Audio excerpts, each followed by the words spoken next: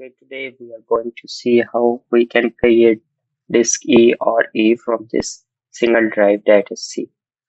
Okay, the steps are quite simple. You can do it without losing Azure data that is in C drive. So first you need to click on this window icon. You need to right click on this and this menu will appear. Now you need to click on disk management option.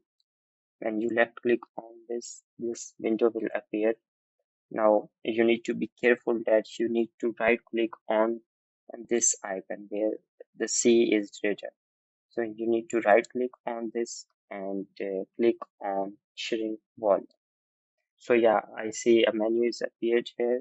So here you can see we have to enter the size in MBs. So you need to open the calculator and if suppose I want to create a local disk G of 250 GB, so I need to multiply 250 with 1024 because 1 GB is equal to 1024 MBs. So yeah, you can see this is the size of 250 GB in MBs.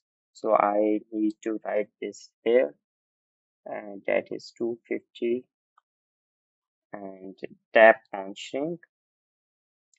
And now this will probably take some time. After shrinking, this unallocated space has been created. So you need to right click on this menu, tap on new simple volume, tap on next. And I want to create a single drive that is Z, so I have to click on next. If you want to create more drives, you have to enter the size uh, in MBs. This should be a quite careful step. So I need to create a single drive, so I will tap on next.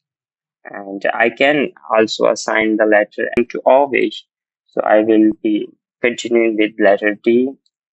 And yeah, I can also remove this new volume and